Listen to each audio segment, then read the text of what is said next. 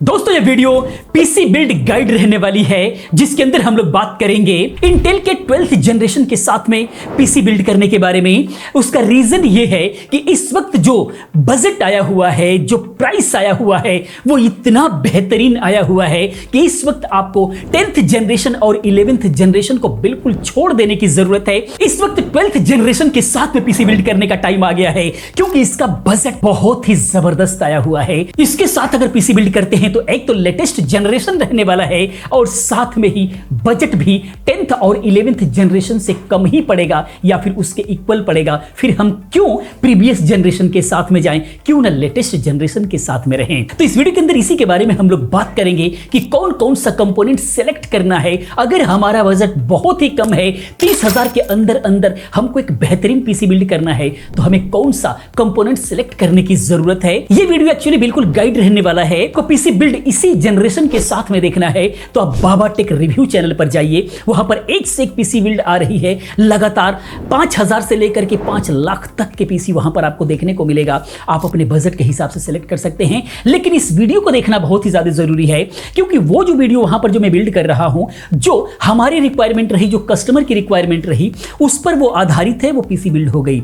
लेकिन आपके बजट के हिसाब से और आपके रिक्वायरमेंट के हिसाब से कौन कौन से कंपोनेंट फिट बैठते हैं, उसके लिए पीसी बिल्ड की ये वीडियो गाइड देखनी बहुत ही ज्यादा जरूरी है।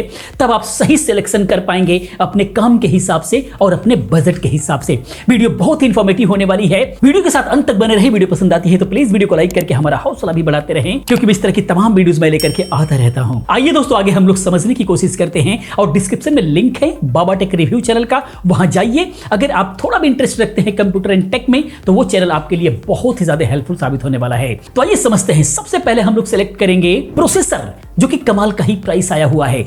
सबसे पहले हम बात कर लेते हैं कि अगर आपका काम है वीडियो एडिटिंग्स या फिर गेमिंग्स का, तो ऑब्वियसली आप एक डेडिकेटेड ग्राफिक कार्ड लगाने की सोचेंगे।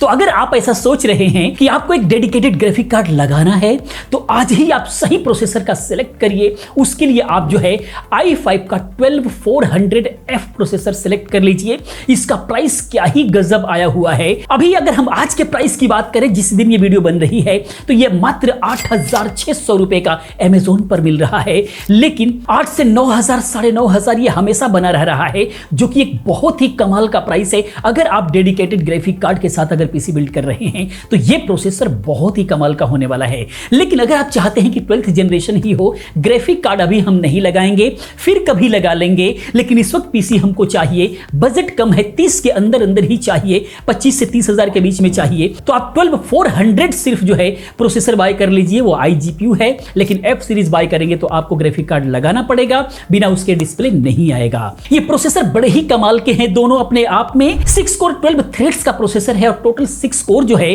वो परफॉर्मेंस कोर है। इसके अंदर कोई भी जो है एफिशिएंट कोर वगैरह का झंझट नहीं है, इसीलिए परफॉर्मेंस इसकी बहुत ही फाड़ू मिलता है। 4.4 गीगाहर्ट्ज तक जाता है।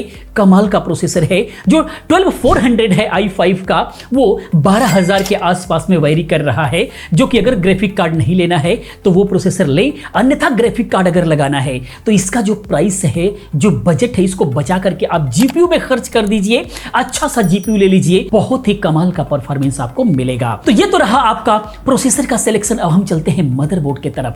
मदरबोर्ड अगर बहुत ही आपका बजट टाइट है तो आप जो है H610 के साथ में जा सकते हैं, जो कि MSI की तरफ से आता है। MSI Pro H610M-E मदरबोर्ड, जिस पर DDR4 रैम लगने वाली है और ये भी 12, 13, 14 तीनों ही जनरेशन को सपोर्ट करने वाला है। अगर बजट बहुत टाइट है तो आप इसको बाय कर लीजिए। इसका प्राइस मात्र 6,000 रुपए है, लेकिन DDR4 लगेगा इस पर। लेकिन DDR4 के अंदर ही और थोड़ा सा बेहतर अगर आप जो है मदरबोर्ड बाय करना चाहते हैं, 8 से 9,000 तक पहुंचते हैं अगर, तो आप जो है B760M-E ले सकते हैं MSI का, जो DDR4 की तरफ है, थोड़ा सा और पावरफुल मिल जाएगा। वो और भी बेहतर हो सकता है आगे चल करके, और भी हैवी जो है इस पे आप ग्राफिक कार्ड लगा पाएंगे। लेकिन वहीं पर अगर आप जो है DDR5 के साथ में जाना चाहते हैं तो मैं तो यही कहूंगा कि आप थोड़ा सा और बजट जो है आप लेकर के चलें और आप DDR5 के साथ में जाएं तो आपको परफॉर्मेंस और भी कहीं ना कहीं बेहतर निकल करके आएगा। तो अगर H610 के अंदर ही DDR5 वाला अगर आप मदरबोर्ड बाय करना चाहते हैं तो उसके अंदर भी जो है आपको मिल जाएगा, मात्र 7,000 रुपए जो है आपको इन्वेस्ट करना पड़ेगा और उसके अंदर भी MSI Pro H610-M जो है आपको मिल जाएगा, जो कि DDR5 को सपोर्ट करेगा। DDR5 वाला रैम इसके अंदर लगेगा, तो ये जो है और भी बेहतरीन जो है आपको परफॉर्मेंस प्रोवाइड करने में आपकी हेल्प करेगा, क्योंकि DDR5 हाई फ्रीक्वेंसी के साथ में और उसको सपोर्ट भी करने वाला मदरबोर्ड आपको मिल जाएगा बहुत ही कम बजट में। मात्र मदरबोर्ड में 1000 बढ़ते हैं और 500-700 जो है आप रैम में बढ़ जाएंगे। तो यहां पर यानी कि कहने का मतलब 1000-1200 रुपए के आसपास अगर बढ़ते हैं तो DDR5 का सेटअप मिल जाएगा, जो कि और भी बेहतरीन परफॉर्मेंस आपको निकाल करके देने वाला मिल जाएगा। वहीं पर इसी मदरबोर्ड में अगर थोड़ा सा और बजट को बढ़ाते हैं DDR5 में ही, तो आपको जो है MSI का ही B760M बॉम्बर वाईफाई वाला मिल जाएगा, जो कि एक बहुत ही बेहतरीन जो है 10,000 के आसपास में मिलने वाला एक कमाल का जो है मदरबोर्ड आपको मिलेगा, जो कि DDR5 के साथ में आएगा। वाईफाई का भी झंझट खत्म,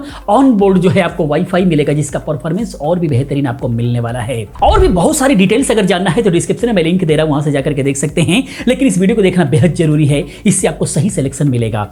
लेकिन ये जो सारे मदरबोर्ड हैं नॉर्मल यूजेस के लिए 102 डिस्प्ले चलाने के लिए आप यूज कर सकते हैं। लेकिन अगर वहीं पर आप सिर्फ जो है 12400 के साथ में जाकर के स्टॉक ट्रेडिंग का काम करना चाहते हैं, 4 डिस्प्ले चलाना चाहते हैं, लेकिन आप ग्राफिक कार्ड नहीं लगाना चाहते हैं, तो उस कंडीशन में आपको जो है एक मदरबोर्ड है जो गीगाबाइट की तरफ से आने वाला है, H16M S2H मदरबोर्ड आपको लेना होगा। इसके अंदर 4 डिस्प्ले को, यानी चारों डिस्प्ले को कनेक्ट करने के लिए फैसिलिटी मिलती है।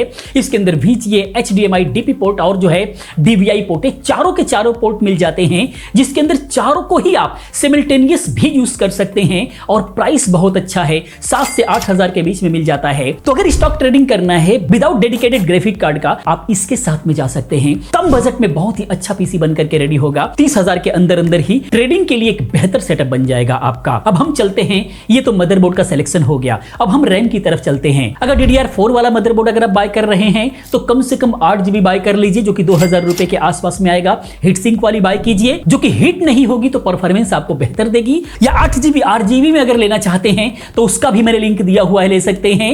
और 16 GB अगर आप लेना चाहते हैं तो 16 GB में आपको तो करीब 3000 से 3500 रुपए आपको खर्च करना होगा।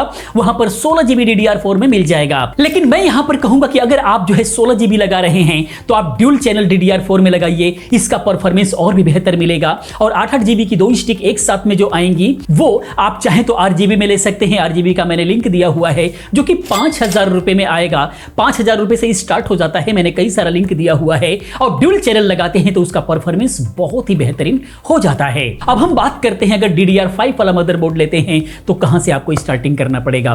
तो DDR5 वाला मदरबोर्ड अगर आप लेते हैं तो वहां पर 16 GB आप लगाइए, फिर उसका परफॉर्मेंस जो कॉम्बिनेशन बनकर के रेडी होगा वो बहुत ही कमाल का बनकर के रेडी होता है। तो 16 GB का अगर सिंगल स्टिक आप लेते हैं तो 4-4,500 से स्टार्ट हो जाता है। और आगे बहुत सारा बेहतरीन जो है लिंक मैंने दे रखा है, आप वहां से बाय कर सकते हैं।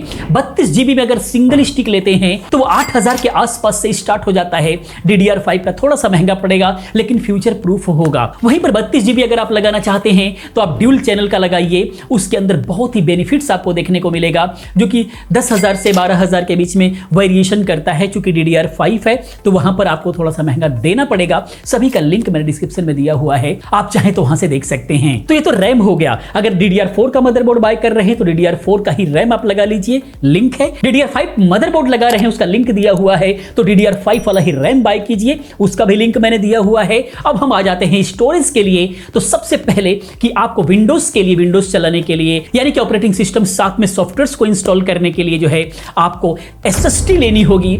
M.2 NVMe की SSD लगानी होगी, जो कि मदरबोर्ड पर ही आप लगाने वाले हैं, ताकि बेहतरीन स्पीड आपको मिल सके, कॉम्बिनेशन सभी का बेहतरीन मिल सके।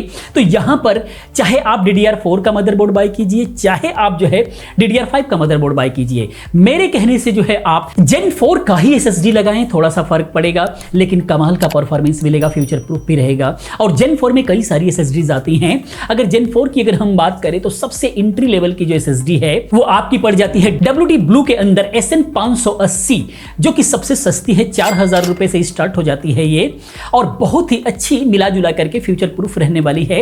इसका स्पीड करीब 4150 MB पर सेकेंड रहने वाली है, कोई बहुत ज्यादा स्पीड नहीं है। Gen 3 की अगर लेते हैं WD SN570 तो उसकी 3500 MB पर सेकेंड रहती है। तो Gen 4 की SSD है, थोड़ा सा परफॉर्मेंस बेहतर मिलेगा, आपको स्पीड भी बेहतर मिलेगा, Gen 4 का आर्किटेक्चर मिलेगा जिसकी वजह से स्पीड पे फर्क पड़ेगा। लेकिन सस्ते में ही अगर आप क्रूशियल का भी लेना चाहते हैं Gen 4 की, तो Gen 4 की SSD अगर क्रूशियल के अंदर एंट्री लेवल का P3 प्लस वाली SSD है जो कि सस्ती मिलती है, उसका भी मैं लिंक देने की कोशिश करूंगा, उसका भी चाहे तो आप बाय कर सकते हैं। तो इस तरीके से SSD आपको बाय करना है। अगर 1 TB चाहिए तो आप 1 TB में ले सकते हैं, उसका भी मैंने लिंक दिया हुआ है। इस तरीके से आपको SSD सेलेक्ट करना है, 500 GB कम से कम लगाइए, उसके बाद 1 TB चाहें तो 1 TB भी लगा सकते हैं। बेहतर लिंक मैंने दिया हुआ है, गलत प्रोडक्ट बाय ना करें, आप ध्यान रखें, क्योंकि बहुत ही ज्यादा धांधली चल रही है अमेज़न या फिर ऑनलाइन मार्केट के अंदर। आपको समझना होगा, ऑफलाइन में भी बहुत ही ज्यादा समस्या चल रही है, लोग गलत प्रोडक्ट बेच दे रहे हैं कन्विंस करके, और उसके बाद जो है कस्टमर हमेशा जो है कंफ्यूज होते रहते हैं।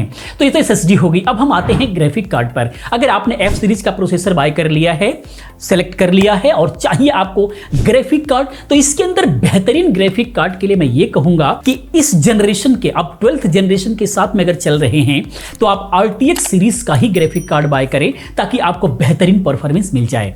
अगर आपका बजट कम है, 20 के अंदर अंदर लेना है, तो आप RTX का ही Geo4 RTX का 3050 बाय कर लीजिए, 8 GB के साथ में मिलेगा, कमाल का परफॉर्मेंस आपको दे देगा। 17-18 हजार के आसपास में मिलता है, कमाल का परफॉर्मेंस आपको देगा। उसके बाद उससे थोड़ा सा ऊपर जाना चाहते हैं, 23 से 25 हजार के बीच में जाना चाहते हैं, तो RTX का 3060 12 GB में ले लीजिए। ये तो वीडियो एडिटिंग के लिए बहुत ही कमाल का जो है ग्राफिक कार्ड है, और ये गेमिंग्स के लिए भी कमाल का है। तो ये आपके ऊपर डिपेंड करता है कि बजट क्या खर्च करना चाहते हैं। वहीं पर अगर परफॉर्मेंस और भी ज्यादा इससे भी बेहतर चाहिए, 30 तक पहुंचते हैं, 29-30, 28-29-30 तक पहुंचते हैं, तो आप RTX का 4060 8 GB में ले लीजिए। यहां पर आपको जो है वॉल्यूम भले कम पड़ रहा है 8 GB, लेकिन यहां पर परफॉर्मेंस आपको 3060 से बहुत ही जबरदस्त मिलेगा। उसके बाद अगर उससे भी ऊपर जाना चाहते हैं और भी बेहतर चाहते हैं तो 4060 Ti ले लीजिए, बहुत ही कमाल का परफॉर्मेंस निकल करके आएगा। उसके बाद तो कोई लिमिट ही नहीं है, आप आगे जा सकते हैं। लेकिन कोई सा भी ग्राफिक कार्ड इस पर 4070 से ऊपर जाने की इसको जरूरत नहीं है, उसके बाद तो सारी चीजें चेंज करेंगे तो ही बेनिफिट्स मिलेगा। लेकिन हाँ, 4060 Ti तक जो है आप इस पर जा सकते हैं, आप इसके हिसाब से सूट करेगा। उसके बाद पावर सप्लाई की बात करें तो अगर आप 3060 तक जा रहे हैं तो आप जो है एक अच्छे ब्रांड का कम से कम 550 वाट की पावर सप्लाई लगाइए, मैंने डिस्क्रिप्शन में लिंक दिया हुआ है। लेकिन अगर आप जो है नॉर्मल पीसी बिल्ड कर रहे हैं तो 500 वाट के साथ में जा सकते हैं, उसका भी मैंने लिंक दिया हुआ है। एक अच्छी सी पावर सप्लाई बाय कीजिए, क्योंकि इसका असर आपके पीसी के परफॉर्मेंस पे हमेशा बना रहता है। जब भी इनपुट का फ्लक्चुएशन होगा तो रिस्टार्ट होगा पीसी, वोल्टेज कम होगा तो प्रॉब्लम होगा, कई बार चलते चलते लैग होने की प्रॉब्लम, स्टैंड हो जाता है, हैंग हो जाता है, इस तरह की तमाम जो समस्याएं हैं वो पावर सप्लाई की वजह से आती है। तो नॉर्मल पीसी विदाउट ग्राफिक अगर आपको बनाना है तो 500 वाट लगा लीजिए, ग्राफिक कार्ड के साथ में जाना है तो 550 वाट या फिर 650 वाट, सभी का लिंक मैं डिस्क्रिप्शन में दे रहा हूं। और बाकी जो है इसके बाद कैबिनेट्स की बात करें तो जिसको हम लोगों ने देखा हुआ है, जिस पर पीसी बिल्ड किया हुआ है, वो सारे के सारे जो है मैं डिस्क्रिप्शन में लिंक दे रहा हूं, वहां से आप चेक करें। उसमें से जो भी आपको पसंद आए उस पर जो है आप पीसी बिल्ड कर सकते हैं। अच्छी कैबिनेट्स हैं जिनकी फिटिंग अच्छी आई हुई है, जिसके साथ हमारा एक्सपीरियंस अच्छा रहा है, उसका लिंक हमने दिया हुआ है। तो इस तरीके से अगर आप बिल्ड करते हैं, एक कॉपी पेन लीजिए और अपने जरूरत के हिसाब से आप अपने प्रोडक्ट को सेलेक्ट कीजिए, उसके बाद जो है पीसी बिल्ड कीजिए। बाकी अगर आपको बिल्ड वीडियो देखना ही है तो आप जो है बाबा टेक रिव्यू चैनल पर जाइए, वहां पर एक से एक वीडियोस मैं लेकर के आ रहा हूं। बाकी दोस्तों ये वीडियो इन्फॉर्मेशन आपको कैसा लगा प्लीज आप कमेंट में जरूर बताएं। इसी प्रकार की तमाम वीडियोस को देखने के लिए चैनल को सब्सक्राइब कीजिए, चैनल के साथ बने रहें, क्योंकि इस तरह की तमाम वीडियोस मैं लेकर के आता रहता हूं। मिलते हैं अगले वीडियो में किसी और अच्छी इन्फॉर्मेटिव वीडियो के साथ में। पूरी वीडियो देखने के लिए, चैनल को सब्सक्राइब करने के लिए आप सभी का बहुत बहुत दिल से धन्यवाद करते हैं। आपका दिन शुभ हो।